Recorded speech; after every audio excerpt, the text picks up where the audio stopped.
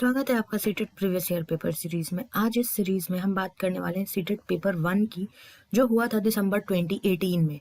और हमारा सब्जेक्ट है चाइल्ड डेवलपमेंट एंड पेडागोजी, जिसमें 30 एमसीक्यूज आते हैं, 30 मार्क्स के आते हैं। और जितने सीटेट के सीडीपी के प्रीवियस ईयर पेपर है, उन सारे पेपर के answer wise, solution wise analysis को एक्सेस करने के लिए आप हमारे चैनल के प्लेलिस्ट में जाइए, जहाँ पे CTET CDP previous year paper 1 paper 2 नाम से एक प्लेलिस्ट बनी हुई है। Go there and check it out for मोर।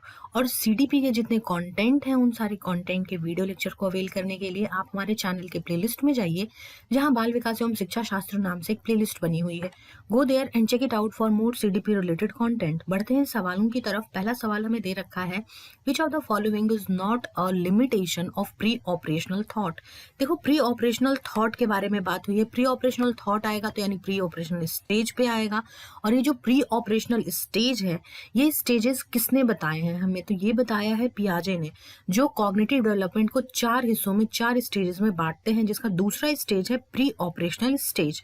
तो दूसरे स्टेज में जो बच्चा है वो डेवलप नहीं कर पाता है सिंबॉलिक थॉट को, वो अभी डेवलप करने के क्रम में होता है, शुरू हो रहा होता है, अभी डेवलप नहीं हुआ होता है। तो ये एक लिमिटेशन है। अगला सवाल दे रखा है फिर से पियाजे से कि which of the following statements can not be attributed to Piaget's theory. पियाजे के थियरी के लिए कौन सा कथन है जिसको जिम्मेदार नहीं माना जा सकता है? तो पहला है, development occurs in qualitative stages. Exactly quality होती है डेवलपमेंट में। Children construct their own knowledge and use it. Obviously बच्चे अपना नॉलेज खुद कंस्ट्रक्ट करते हैं, बिकॉज तभी हम पियाजे को कंस्ट्रक्टिविस्ट कहते हैं। Children act on their environment. Exactly causes of learning में, जहाँ पे पियाजे की हमने बात की है, उस प्लेलिस्ट में जाइएगा, आपको मिलेगा जहाँ पे पियाजे का ओवरव्यू रखा है, उसमें कि कॉजेज ऑफ लर्निंग में ये बात भी हुई है कि बच्चे सीखते हैं अपने इन्वायरमेंट से भी।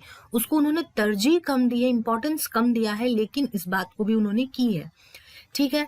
एंड थर्ड ऑप्शन दे रखा है, learning takes place through constant practice. जब कांस्टेंट प्रैक्टिस हम कर रहे हैं तो कहीं ना कहीं मॉक ड्रिल की बात कर रहे हैं, बस ये किए जा रहे ट्रेनिंग की हम बात कर रहे हैं।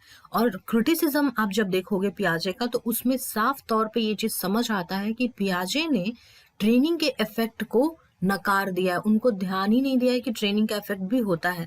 सो ये चीज हम, ये ऑप्शन जो है option number third, learning takes place through constant practice, इसको हम एट्रीब्यूट नहीं मान सकते हैं पियाजे की थियरी का। अगला सवाल हेरिडिटी और इन्वायरमेंट से दे रखा है कि रोल ऑफ हेरिडिटी और इन्वायरमेंट क्या सही है, किस बारे में सही है। ऑप्शन 4 देखो, ऑप्शन दे रखा है, environment play significant role only in children's language development. सिर्फ लैंग्वेज डेवलपमेंट में नहीं होता, ओवरऑल पर्सनालिटी डेवलपमेंट में भी होता है। ये ऑप्शन ऐसे ही गलत हो गया। Good care and nutritious diet fight of any disorder a child is born with. जरूरी नहीं है हर डिसऑर्डर अच्छे डाइट और न्यूट्रिशन से खत्म किया जा सके। बहुत सारे ऐसे डिसऑर्डर्स होते हैं जिनको खत्म नहीं किया जा सकता, बस कंट्रोल किया जा सकता है। ये ऑप्शन भी गलत हो गया। Then child's ability to learn and perform is completely decided by genes. नहीं, चाइल्ड बहुत अच्छा लर्न कर सकता है, परफॉर्म कर सकता है, पर उसे अपॉर्चुनिटीज नहीं मिल रही हैं यदि, तो वो कहाँ परफॉर्म कर पाएगा? तो वो जीन अगर डिसाइड भी कर ले, लेकिन अगर उसको अपॉर्चुनिटीज उसका इन्वायरमेंट नहीं दे रहा है, तो उसका डेवलपमेंट और रोल कहीं ना कहीं अधूरा रह जाएगा। तो यहाँ देखो ऑप्शन 1 दे रखा है, certain aspect of development are influenced by heredity. Exactly good. सब बहुत सारी चीजें हैं, जैसे कि इंटेलिजेंस हेरिडिटी से इन्फ्लुएंस होता है, लेकिन उस इंटेलिजेंस का यूज कैसे करना है, कहाँ और किस तरीके से हम अच्छी तरीके से यूज कर सकते हैं, ये डिसाइड होता है इन्वायरमेंट द्वारा। जैसे इन्वायरमेंट में रहते हैं बच्चे, उस तरीके का सीख लेते हैं। अगला सवाल दे रखा है, play has significant role in development of young ones, young children for the following reasons except. कौन सा नहीं है? तो देखो, mastery over their body. Exactly घूमते फिरते, खेलते और बहुत सारी चीजें करते करते वो मास्टरी गेन कर लेते हैं।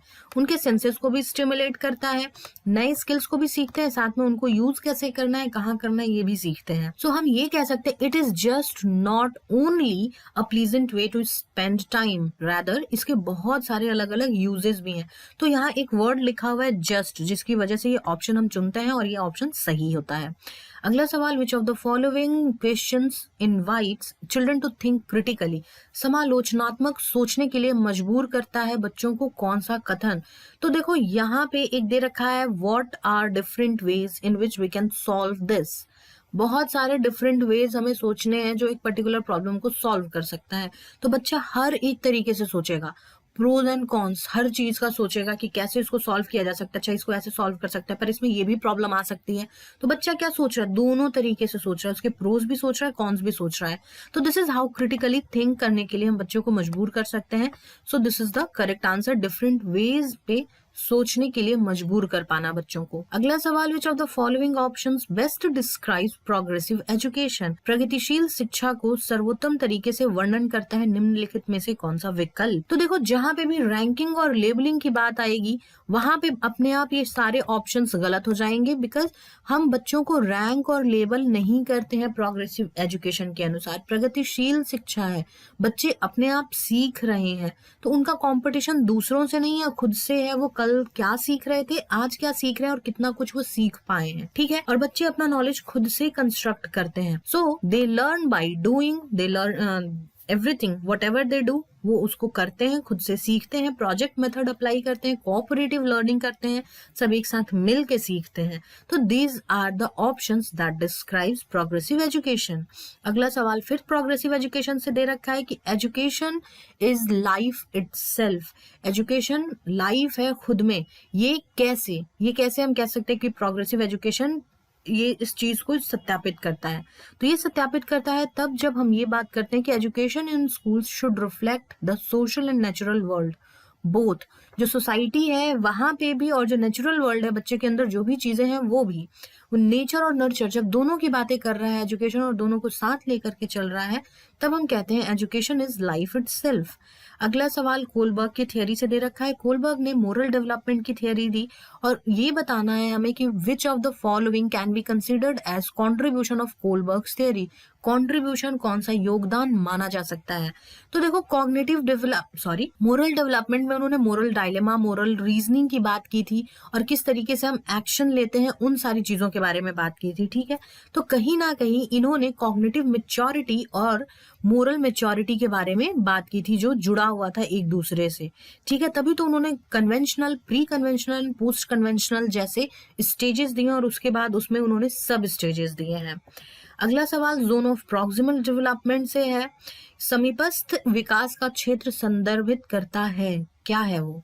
तो that is something development phase of child where child perform most of their task using help, only help, जहाँ पे छोटी सी भी हेल्प मिलती है उनको और वो अपना काम कर लेते हैं। तो ऐसे वाले सपोर्ट को और इस सपोर्ट से किए गए कार्य को और जो कार्य करने में वो सफल हो जा रहे हैं उसको हम कहते हैं जोन ऑफ प्रॉक्सिमल डेवलपमेंट।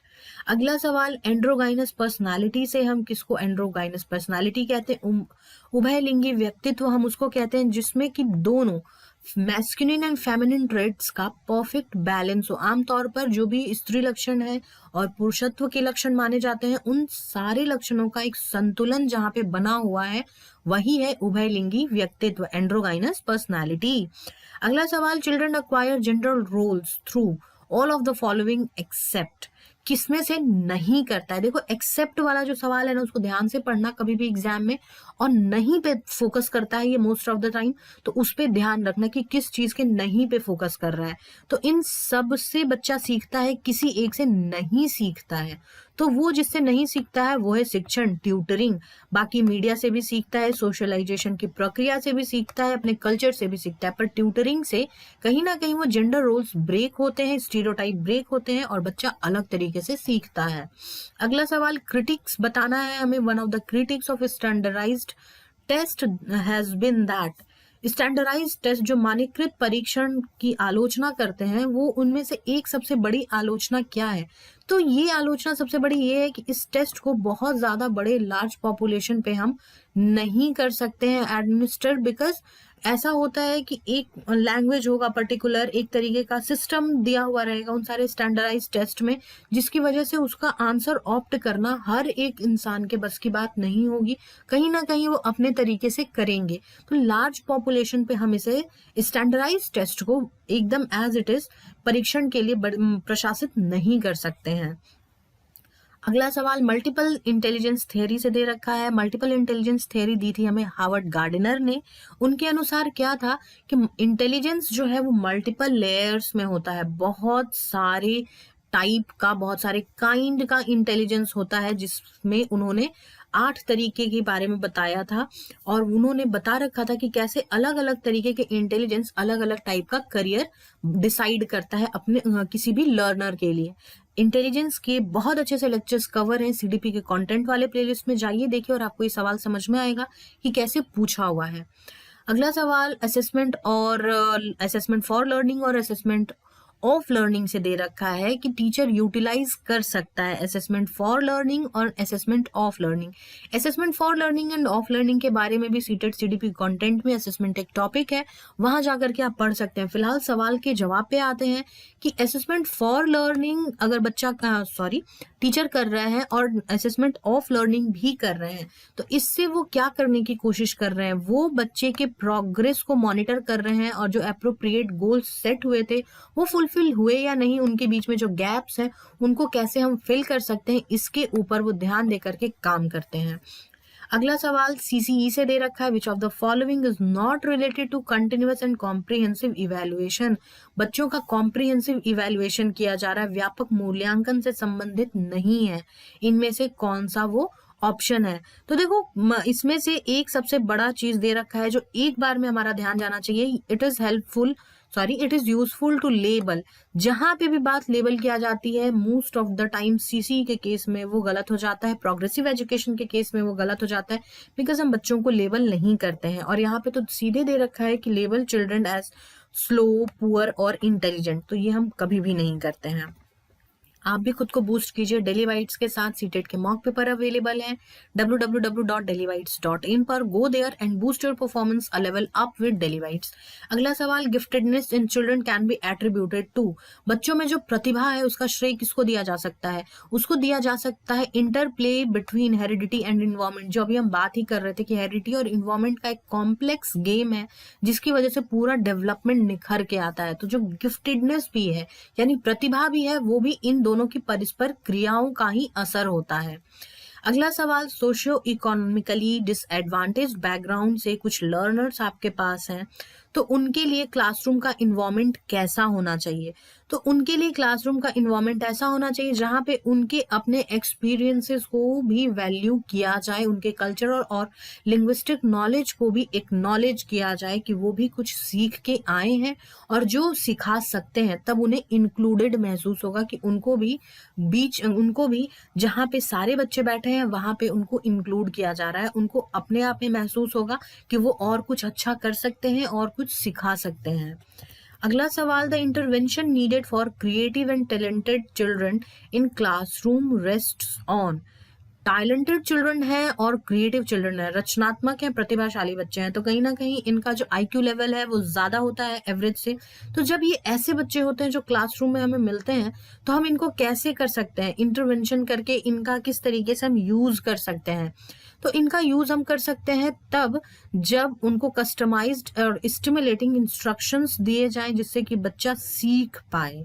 ठीक है, so this is the correct answer. अगला सवाल, which of the following ways is not a suitable way to help hyper active children learn. Hyper active बच्चा है, बहुत ज्यादा एक्टिविटी करता है, तो सूटेबल वे कौन सा नहीं है? नॉट पे ध्यान देना, कौन सा सूटेबल वे नहीं है? तो उसको हम रिप्रिमांड अगर कर देंगे, अगर बार बार उन्हें फटकारते रहेंगे, डांटते रहेंगे कि वो इतना बेचैन क्यों है, क्यों टिक के नहीं बैठते हो, इस तरीके से बोलेंगे, तो बच्चा कहीं ना कहीं डर के दब जाएगा और उसमें जो प्रतिभा है वो निखर के नहीं आ पाएगी, जो एजुकेशन का गोल कतई नहीं है। अगला सवाल, pattern of divergent thinking identify children who are. Pattern of divergent thinking, बच्चा डाइवर्ज, एक सवाल आपने पूछा है पर उसने बहुत सारे आंसर्स बताए, इस तरीके से कुछ चल रहा है, भैया बहुत सारे आंसर बताए उसने और सारे आंसर्स ओरिजिनल है, जिसकी बात अभी नहीं हुई है। तो ये एक बच्चा है जो क्रिएटिव काइंड ऑफ बच्चा है। अगला सवाल, which of the following does not describe the way in which a teacher can model problem solving for children in class, problem solving है, यानी कोई ऐसा प्रॉब्लम दिया हुआ है बच्चों को सॉल्व करने के लिए बार बार कहा जा रहा है कि उनको सॉल्व करो। तो ये एक एट्रीब्यूट है जो टीचर अपने लर्नर्स में बहुत ही शुरुआत से डालने की कोशिश करता है। तो इसको हम कैसे, जो करना चाहिए हमें, अगर नहीं कर रहे हैं तो वो कैसे नहीं हो सकता, उनमें से कौन सा ऑप्शन है। तो देखो ऑप्शन दे रखा है कन्वर्जेंट आंसर वाले क्वेश्चन पूछना। अगर हम कन्वर्जेंट आंसर वाले आंसर क्वेश्चन पूछेंगे तो बच्चा बार बार उसकी सोच जो है किसी एक बिंदु पे आकर के रुक जाएगी। पर प्रॉब्लम सॉल्विंग में हम हमेशा बात करते हैं अलग अलग तरीके के पॉसिबिलिटीज की, कि और किस तरीके से इस प्रॉब्लम को सॉल्व किया जा सकता है। एक गेस बनाओ, एक इंट्यूटिव गेस करो और फिर उसके बाद उसके आंसर्स करो।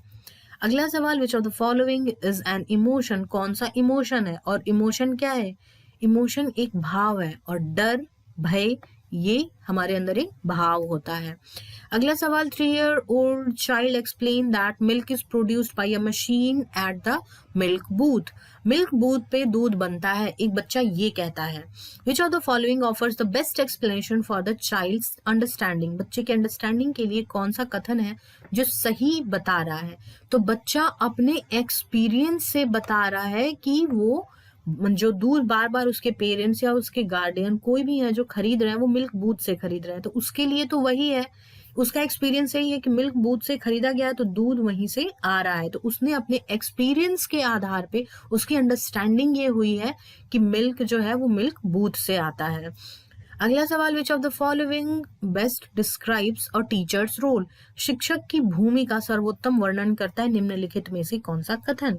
Teachers most important role in classroom is to maintain discipline, one of the most important roles is very, जरूरी है एक डिसिप्लिन इन्वायरमेंट रहे सो दैट बच्चे अच्छे से सीख पाए।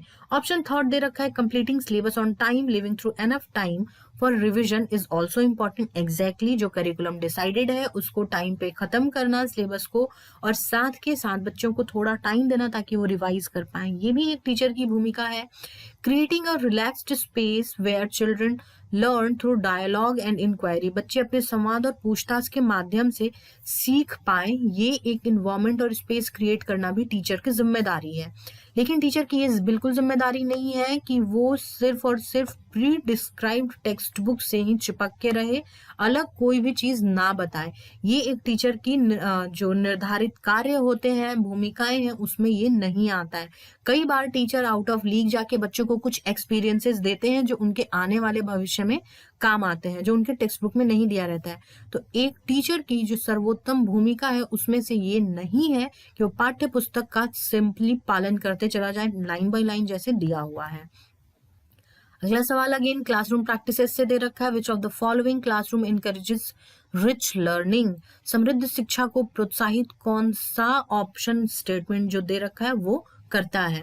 Classroom with a variety of material displayed in the class beyond the reach of children so that material last longer, तो क्या अगर ऐसा होगा तो बच्चों में लर्निंग हो पाएगी। बहुत ऊंचे ऊंचे तक सारे इक्विपमेंट्स टांग दिए गए हैं, बच्चे कुछ वापस से अपने हाथ से ले करके फील करके कर ही नहीं पा रहे हैं, उनकी मोटर एबिलिटीज वहां पे एब्सेंट हो जा रही, तो क्या रिच लर्निंग होगी? बिल्कुल भी नहीं, यहाँ पे रिच लर्निंग नहीं होगी। अगला सवाल दे रखा है, which of the following best describes the role of text book in the classroom, text book का रोल क्लासरूम में क्या होना चाहिए। तो क्लासरूम में टेक्स्ट बुक का रोल सिर्फ इतना होना चाहिए कि वो एक रिसोर्स और रेफरेंस मटेरियल है जहां से कि बच्चों को पढ़ना है, वो एक गाइडेंस का काम करना चाहिए, बस उससे ज्यादा नहीं कि हम सिर्फ उसी से चिपक के रहें और कुछ और एक्स्ट्रा चीज नहीं करवाएं। अगला सवाल, the national curriculum framework NCF 2005 derives it's understanding from, कहां से इसकी अंडरस्टैंडिंग आई है? और इसकी अंडरस्टैंडिंग आई है कंस्ट्रक्टिविज्म से, रचनावाद से इसकी समझ प्राप्त हुई है और वहीं से इसका काम शुरू हुआ है। अगला सवाल दे रखा है, मोटिवेशन से children in the class can be considered to be motivated if, बच्चों को प्रेरित माना जा सकता है तब जब बच्चे एक्टिवली पार्टिसिपेट कर रहे हैं, क्वेश्चंस पूछ रहे हैं, उनके आंसर्स पे क्लैरिफिकेशन चाह रहे हैं अपने टीचर से, तो बच्चा अपने आप से ही मोटिवेटेड है काम करने के लिए। अगला सवाल दे रखा है, which of the following is the most suitable to improve children's learning, improve करना है बच्चों की लर्निंग को, तो यहाँ पे क्या सूटेबल ऑप्शन हो सकता है? चिल्ड्रन की लर्निंग को हम इम्प्रूव कर रहे हैं, तो देखो रेगुलर असेसमेंट करेंगे तो क्या होगा, लर्निंग इम्प्रूव होगी, बिल्कुल होगी, लेकिन जिस तरीके से जिस क्वांटिटी में चाहिए वैसी नहीं होगी, बिकॉज बार बार बच्चे के दिमाग में ये है फिर से टेस्ट होने वाला है, फिर से ये होने वाला है, तो बच्चा क्या करेगा, धीरे धीरे वो सीमित हो जाएगा सिर्फ कंटेंट पे जो उसकी किताबों में दे रखा है, ताकि वो अपने टेस्ट में अच्छा कर पाए। तो ये लॉन्ग रन में तो बहुत अच्छा काम नहीं करेगा। साथ में teacher should explain the content using different examples and illustrations. सिर्फ अगर टीचर एक्सप्लेन करेगा अलग अलग एग्जाम्पल और इलिस्ट्रेशन, तो शायद बच्चे बहुत अच्छे से सीख नहीं पाएंगे, क्योंकि टीचर के दिमाग में वो चीजें चल रही हैं, बच्चे उससे शायद कनेक्ट ना कर पाए। All type of learning material should be there in class. हर बार लर्निंग मटेरियल का क्लास में होना जरूरी नहीं होता है, कभी कभी हम लर्निंग के लिए क्लासरूम से बाहर भी जा करके सीखते हैं। लेकिन अगर टीचर बच्चे को ये करे कि वो आपस में बातचीत करके, इंटरैक्ट करके, डायलॉग करके रियल लाइफ सिचुएशंस के बारे में बात करे और समझ बनाने का प्रयास करे, तो यहाँ पे सबसे अच्छी तरीके की लर्निंग हो सकती है, जो एक पॉसिबली क्लास में होने की संभावना रहती है। So this is the correct answer. Last सवाल आज के सीरीज का, the discipline which has the significant role in learning environment is of the kind which helps. सीखने के माहौल में जिस अनुशासन की महत्वपूर्ण भूमिका होती है वह उस तरह का होता है जो मदद करता है। क्या मदद करता है? To create silence? नहीं, साइलेंस हर बार जरूरी नहीं होती है। Teacher to give instructions? Not at all. सिर्फ टीचर इंस्ट्रक्शन दे, टीचर एक अथॉरिटी रहे, एक प्रगतिशील शिक्षा और एक अनुभवी शिक्षा में ये हम नहीं मानते हैं। साथ में रोट मेमोराइजेशन पे हम बहुत ज्यादा ध्यान नहीं देते हैं। रैदर हम बच्चों को रेगुलेट करने दें और मॉनिटर करने दें अपनी लर्निंग को, तो ये अपने आप में एक बहुत बड़ी बात होगी और बच्चे अपने आप डिसिप्लिन में भी आ जाएंगे। So this was wrap on this video. आप हमारे टेलीग्राम चैनल से जुड़ सकते हैं, जिसका लिंक आपको डिस्क्रिप्शन बॉक्स में मिल जाएगा। जाएं वहां, जुड़े और नए वीडियोस के अपडेट को प्राप्त करें। और अब आप मुझसे इंस्टाग्राम के थ्रू भी जुड़ सकते हैं, जिसका लिंक आपको डिस्क्रिप्शन बॉक्स में मिल जाएगा। Until then, stay tuned, stay connected to Daily Bites. God bless you all.